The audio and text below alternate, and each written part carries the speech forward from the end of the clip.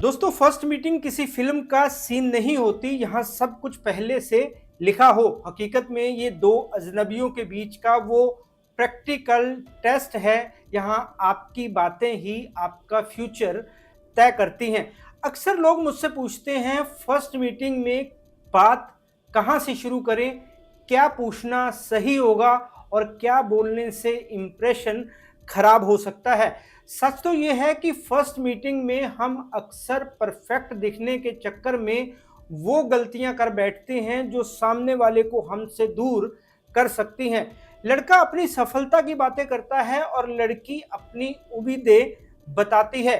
First meeting में आपकी महंगी घड़ी या आपके कपड़े नहीं, बल्कि आपके शब्दों का चुनाव सबसे ज्यादा मायने रखता है। क्या आप जानते हैं कि दुनिया के 90% रिश्ते शुरू होने से पहले ही सिर्फ इसलिए दम तोड़ देते हैं क्योंकि लोगों को फर्स्ट मीटिंग में बात करने का सलीका नहीं पता होता।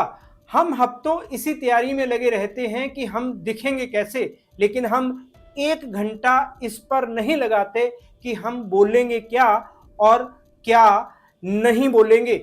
जब आप किसी से पहली बार मिलते हैं तो आपका अच्छा व्यवहार और बातचीत का तरीका ही दूसरों को इम्प्रेस करता है। अगर ये फर्स्ट मीटिंग आपके फ्यूचर स्पाउस के साथ हो रही हो, तब तो इसे मेमोरेबल बनाना और भी ज़्यादा ज़रूरी हो जाता है। डिटेक्टिव के तौर पर मैं जानता हूं कि पहली बार मिलने पर चाहे लड़का हो या लड़की, सबसे बड़ी जीत तब होती है जब आप अपने साथी को कंफर्टेबल महसूस करा सकें। ऐसा ना हो कि आप दोनों एक दूसरे से बातचीत करने में इतनी हेजिटेशन महसूस करें कि डिस्कंफर्ट के कारण जल्द से जल्द मीटिंग खत्म करके अपने अपने रास्ते जाने की योजना बनाने लगे।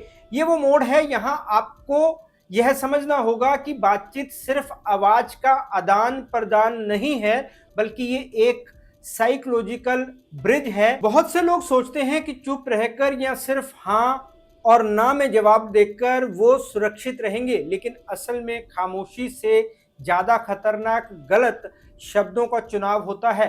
फर्स्ट मीटिंग में आपकी बातों का कंटेंट यह तय करता है कि सामने वाला आपके साथ अपना भविष्य देख सकता है या नहीं। क्या आप उनके विचारों का सम्मान करते हैं? क्या आप सिर्फ अपनी तारीफ कर रहे हैं? बातचीत की इंपॉर्टेंस इसलिए भी बढ़ जाती है क्योंकि आपके शब्द ही आपकी इमोशनल इंटेलिजेंस का आईना होते हैं। एक गलत सवाल, जैसे किसी के अतीत को कुरेदना या सीधा सैलरी पर आ जाना, आपकी पूरी पर्सनैलिटी को लालची या इमेच्योर दिखा सकता है। दूसरी तरफ सही विषयों पर चर्चा, जैसे एक दूसरे के शौक, जीवन के प्रति नजरिया और छोटी छोटी खुशियां, दो अजनबियों के बीच उस भरोसे की नींव को रखती हैं जिसे कोई महंगा तोहफा नहीं खरीद सकता। फर्स्ट मीटिंग किसी भी रिश्ते की नींव होती है, चाहे वो दोस्ती हो, डेट हो या अरेंज्ड मीटिंग। ये वो पल होता है जब दो लोग एक दूसरे के बारे में पहली राय बनाते हैं। इसलिए सिर्फ दिखावा नहीं, बल्कि बातचीत का तरीका भी बहुत मायने रखता है। सही बात कही जाए तो first impression is the last impression अक्सर सच साबित होता है। सच्चाई तो ये है कि फर्स्ट मीटिंग में आप जिस टॉपिक पर बात करते हैं वो सामने वाले को बताता है कि आपकी सोच कैसी है। अगर आप सिर्फ अपनी कामयाबी, अपनी गाड़ी या अपनी सैलरी की बातें करेंगे तो आप सामने वाले को ईगोस्टिक लग सकते हैं। और दूसरी तरफ अगर आप अपनी पुरानी लाइफ के दुखों और पुरानी कड़वाहट को लेकर बैठ जाएंगे तो आप बेचारे लगने लगेंगे। इसलिए बातों का सही बैलेंस बनाना बहुत जरूरी है। आपको ये सीखना होगा कि कैसे बात को लाइट मूड और हंसी मजाक से शुरू करना है और धीरे धीरे उसे लाइफ के नजरिए और फ्यूचर प्लान्स तक लेकर जाना है, वो भी सामने वाले को बिना अनकंफर्टेबल किए।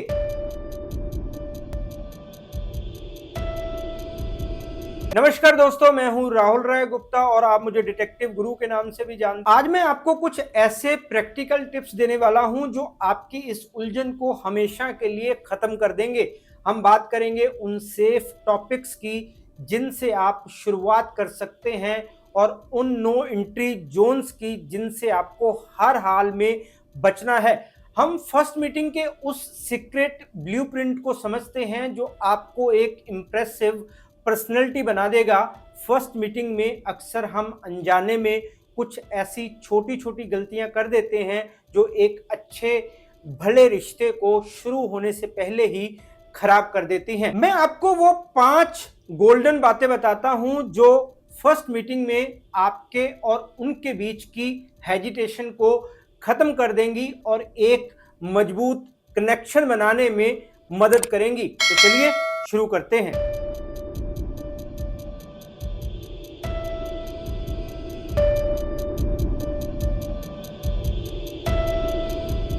बात की शुरुआत लाइट मूड से होनी चाहिए। फर्स्ट मीटिंग में नर्वसनेस कम करने का सबसे अच्छा तरीका है कि आप हैवी टॉपिक्स को छोड़कर आसपास की चीज़ों पर ध्यान दें। बातचीत की शुरुआत मौसम या उस जगह के एम्बियंस या कोई कॉमन फ्रेंड है तो उससे जुड़ी किसी मज़ेदार बात से करें। जैसा कि साइकोलॉजिस्ट भी सलाह देते हैं, सीधे पर्सनल सवाल पूछने की बजाय ऐसी बातें करें जो माहौल को कंफर्टेबल बना दें।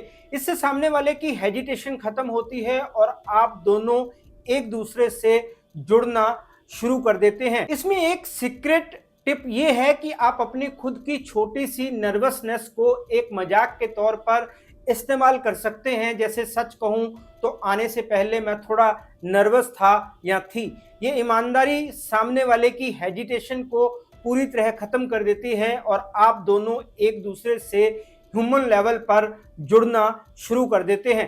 याद रखिए, शुरुआत में एक छोटी सी मुस्कुराहट और साधारण बातें ही मैजिक का काम करती हैं। ये शुरुआती 5-10 मिनट का स्मॉल टॉक ही उस मजबूत नींव का काम करता है जिस पर आगे की गहरी बातचीत टिकी होती है। अगर आप शुरू में ही उन्हें कंफर्टेबल कर देंगे तो वो खुद ब खुद अपनी लाइफ की बातें आपसे शेयर करने लगेंगे।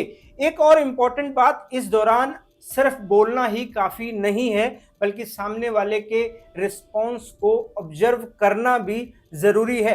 अगर वो आपकी बातों में दिलचस्पी ले रहे हैं और आपकी नर्वसनेस वाली बात पर मुस्कुरा रहे हैं तो समझ जाइए कि बर्फ़ पिघल रही है। ये वो पल होता है यहाँ से आपकी म्यूचुअल अंडरस्टैंडिंग का रास्ता खुलता है। जब आप बातचीत को इस कदर सहज बना लेते हैं तो सामने वाले को ये महसूस होने लगता है कि आप उन्हें जज नहीं कर रहे हैं बल्कि उन्हें समझने की कोशिश कर रहे हैं। अक्सर लोग ये गलती करते हैं, वे इस स्मॉल टॉक वाले हिस्से को बेकार समझकर स्किप कर देते हैं और सीधे भारी भरकम सवालों पर कूद पड़ते हैं। लेकिन सच तो ये है कि जब तक आप शुरुआती 10 मिनट में एक सेफ स्पेस नहीं बनाएंगे तब तक सामने वाला अपनी असलियत आपके सामने कभी नहीं रखेगा। इतना ही नहीं, इस शुरुआती फेज में आपकी बॉडी लैंग्वेज भी उतनी ही ज़रूरी है जितने आपके शब्द। एक हल्की सी मुस्कान, आंखों में देखकर बात करना और सामने वाले की बातों पर सिर हिलाकर सहमति देना, ये छोटी छोटी चीज़ें दिखाती हैं कि आप सिर्फ बोलने के लिए नहीं बोल रहे बल्कि आप मेंटली प्रेजेंट भी हैं। जब आप इस आइस ब्रेकिंग पीरियड को सफलतापूर्वक पार कर लेते हैं तो फिर भारी से भारी सवाल भी बहुत नॉर्मल लगने लगते हैं। ये वो मैजिक है जो एक अनजान मुलाकात को एक कनेक्शन में बदल देता है। ये वो बेसिक अंडरस्टैंडिंग है जो एक नॉर्मल कन्वर्सेशन को एक मेमोरेबल मीटिंग में बदल देती है। अक्सर लोग फर्स्ट मीटिंग के बाद कहते हैं कि पता नहीं क्यों पर उनसे बात करके लगा कि मैं उन्हें बरसों से जानता हूं। ये कोई इत्तेफाक नहीं होता बल्कि आपकी उस एफर्टलेस कम्युनिकेशन का नतीजा होता है जो आपने शुरुआती कुछ मिनटों में की थी। जब आप दिखावे की जगह अपनी असली पहचान सामने रखते हैं तो बातचीत का बोझ खत्म हो जाता है।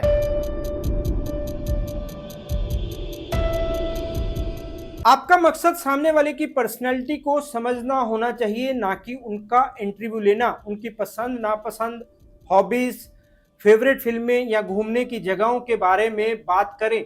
इसके साथ ही उनके फ्यूचर गोल्स के बारे में पूछे। जब आप उनके सपनों और शौक के बारे में बात करते हैं तो सामने वाले को लगता है कि आप उनमें और उनकी खुशियों में सच में दिलचस्पी ले रहे हैं, ना कि सिर्फ उनके स्टेटस में।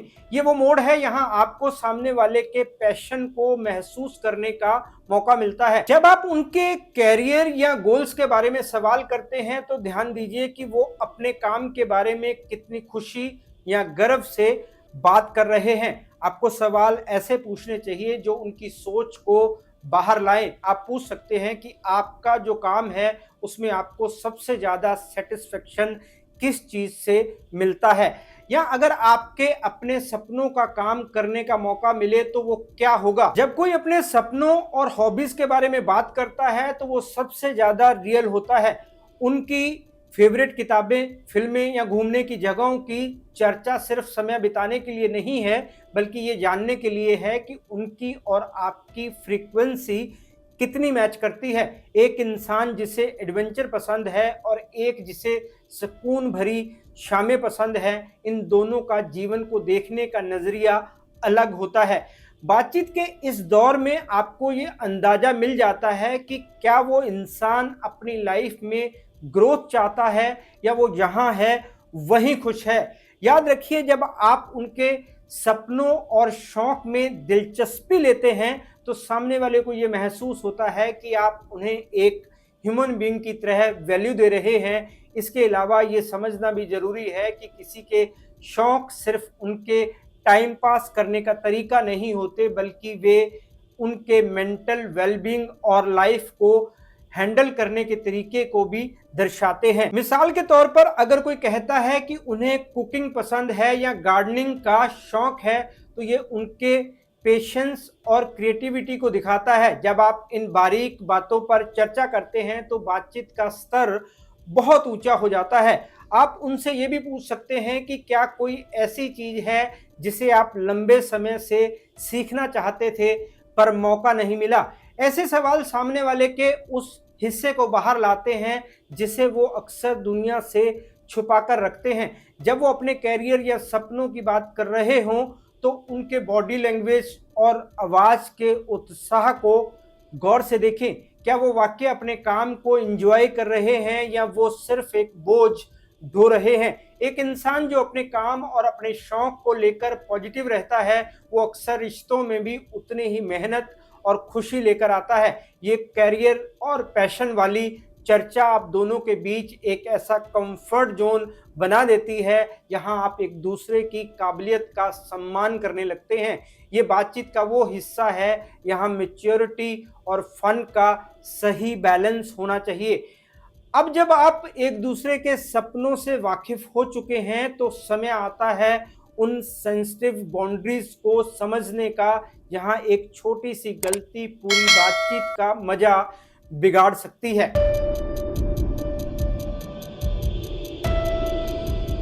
शुरू में हमने बेचारा या नेगेटिव दिखने की बात की थी और उसका सबसे बड़ा कारण है पास्ट का जिक्र करना। पहली मुलाकात में कुछ दीवारों को लांघना रिश्ते के लिए घातक हो सकता है। अपने पुराने एक्स पार्टनर्स या पास्ट की कड़वाहट के बारे में बिल्कुल बात ना करें। इसके अलावा शुरुआत में ही बहुत ज़्यादा पर्सनल या ऑकवर्ड करने वाले सवाल पूछने से बचें।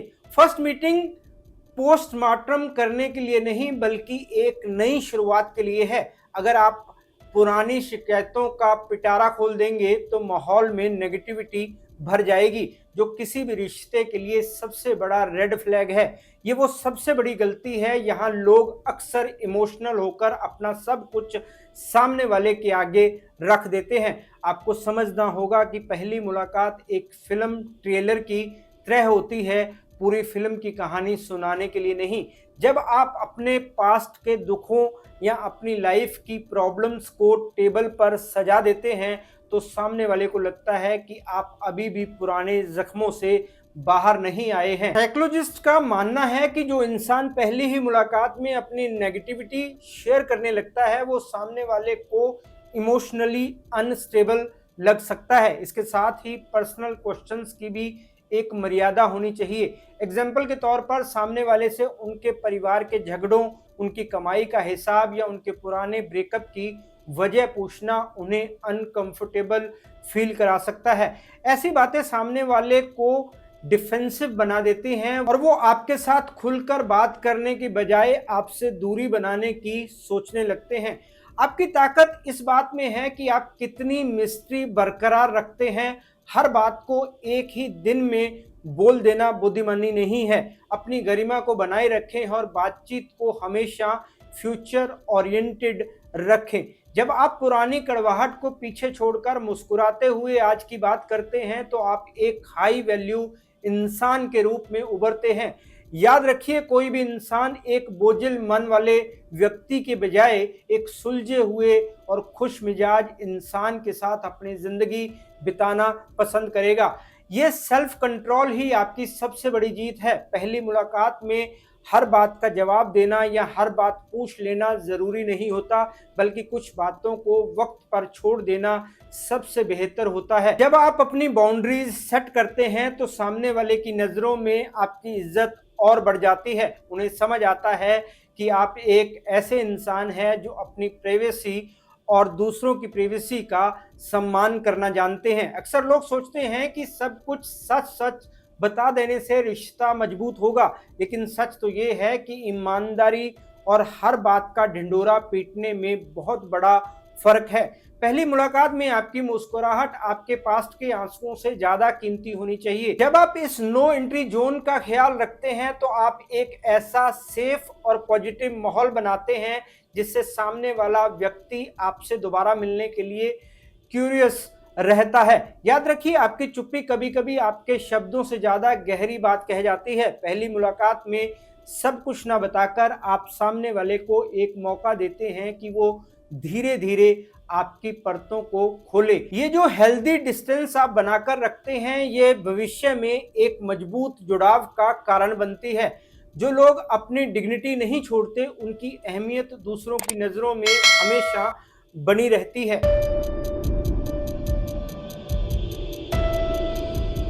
आपकी कामयाबी की कहानियां आपको अहंकारी दिखा सकती हैं। अपनी या उनकी प्रॉपर्टी, सैलरी या बैंक बैलेंस के बारे में चर्चा करना बहुत ही अनप्रोफेशनल और छोटी सोच को दर्शाता है। रिश्ता इंसान के स्वभाव से बनता है, उसकी बैलेंस शीट से नहीं।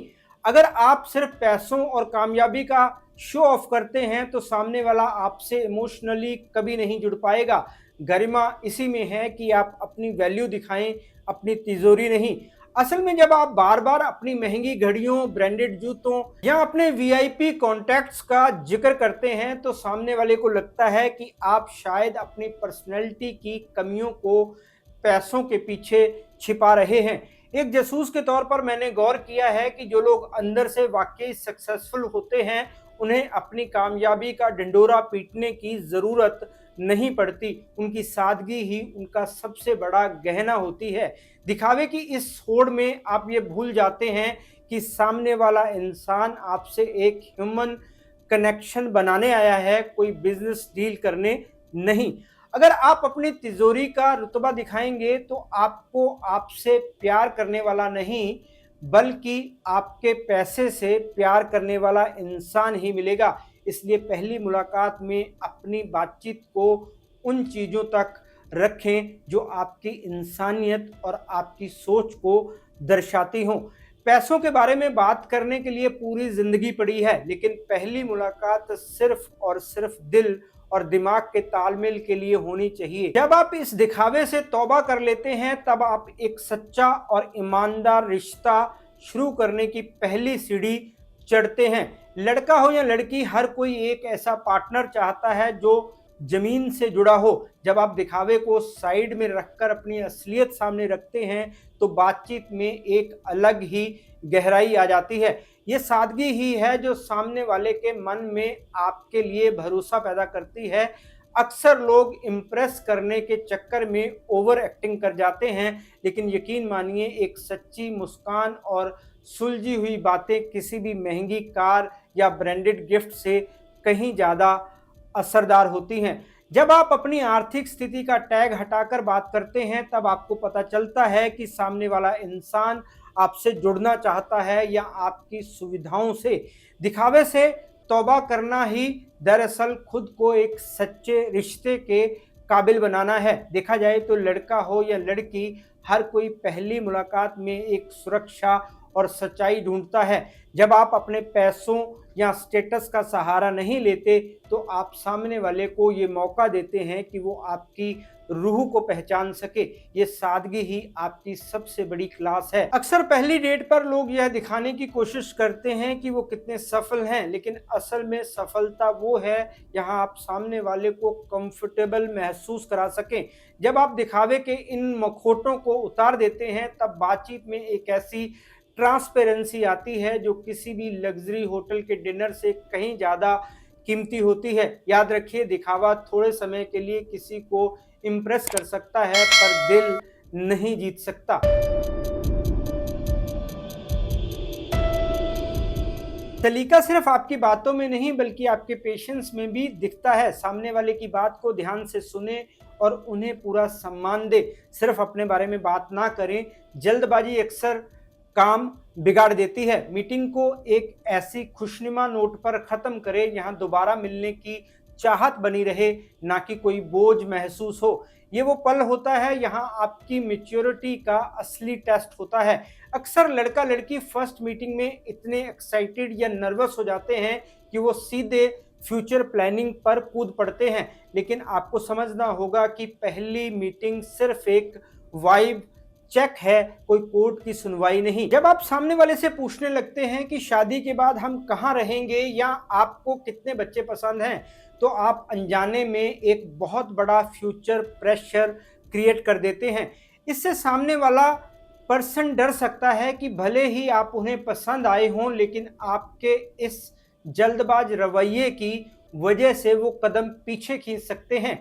असली समझदारी इसी में है कि आप बातचीत को फ्लो के साथ चलने दें। अगर आप किसी बात पर डिसएग्री भी हैं, तो भी उसे सभ्यता के साथ रखें। सामने वाले के विचारों को गलत ठहराने के बजाय उन्हें समझने की कोशिश करें।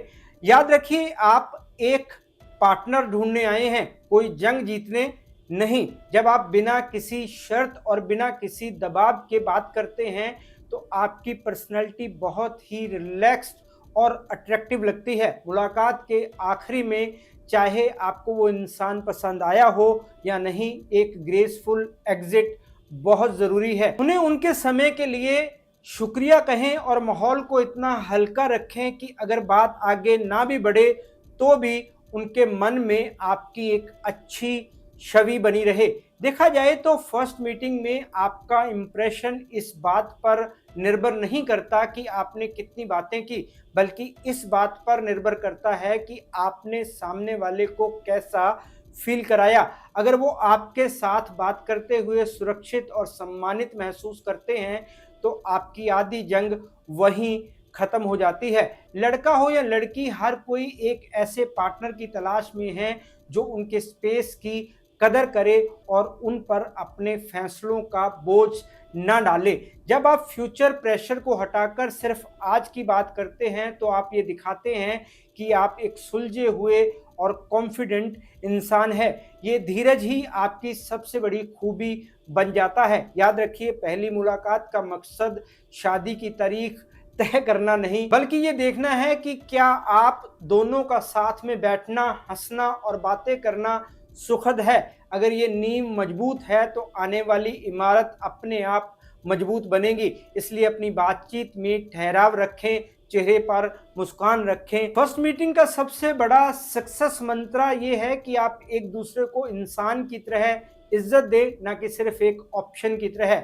और विदाई के समय एक ऐसा एहसास छोड़ जाएं कि सामने वाला इंसान उस मीटिंग को याद करके मुस्कुरा उठे। ये सलीका और ये रिस्पेक्ट आपको भीड़ से अलग बनाती है और एक खूबसूरत रिश्ते का रास्ता खोलती है।